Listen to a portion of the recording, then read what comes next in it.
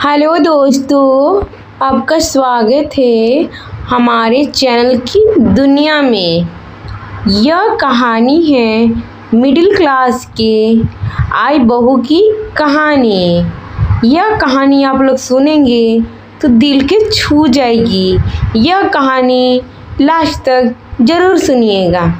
बिहार के एक छोटे से कस्बे की रहने वाली पूजा अपने माँ पापा के सबसे बड़ी संतान थी। घर में सीमित साधन थे, लेकिन प्यार की कोई कमी नहीं थी। पूजा पढ़ने में ठीक ठाक थी, पर उससे से भी ज़्यादा उसमें अपने परिवार को संभालने की समझ थी। बचपन से ही उसने माँ को रसोई में मदद करते, छोटे भाई बहनों को पढ़ाती और पिता के साथ कभी सब्जी मंडी तो कभी बैंक लाइन में भी खड़े हो जाती। धीरे धीरे वही उसके जीवन की आदत बन गई। समय आया जब उसकी शादी तय हो गई। लड़का शहर में नौकरी करता था।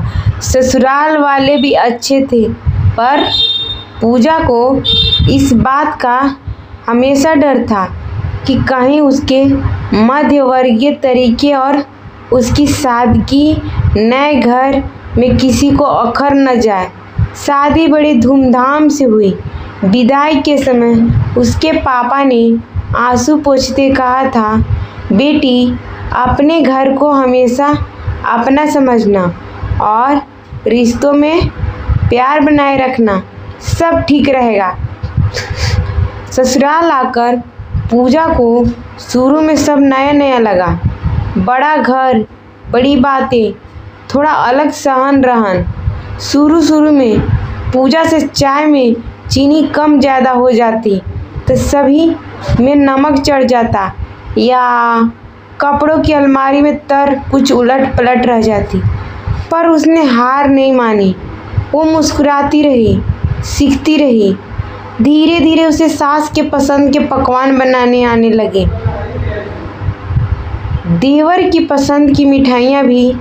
पति के तो शुरू से ही बहुत समझदार था, जो पूजा को उसकी कमियों समेत अपनाता और हर बात उसका हाथ पकड़ लेता।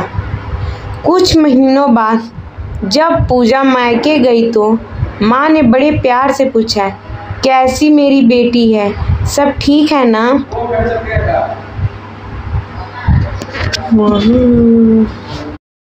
कुछ साल बीते, पूजा खुद माँ बन गई। अब तो जैसे उसका मन ही बच्चों में रच बस गया। वो अपने बच्चों को भी वही सादगी और रिश्तों की अहमियत सिखाती जो उसने अपने घर में सीखी थी। जब कभी उसके मायके वाले या रिश्तेदार आते तो देखते ही पूजा कितनी खुश है, कितनी आत्मनिर्भर और कितनी गहरी समझ वाली बहू बन गई है। उसका मन हमेशा अपने परिवार के बीच रहकर ही सुकून पाता। कोई बड़ी बड़ी ख्वाहिश नहीं करती थी, बस चाहती थी कि सब कुछ रहे, सब मिलकर खाएं, बातें करें, हंसे। उसके लिए सबसे बड़ा सुख यही था कि घर में सबके चेहरे पे मुस्कान रहे।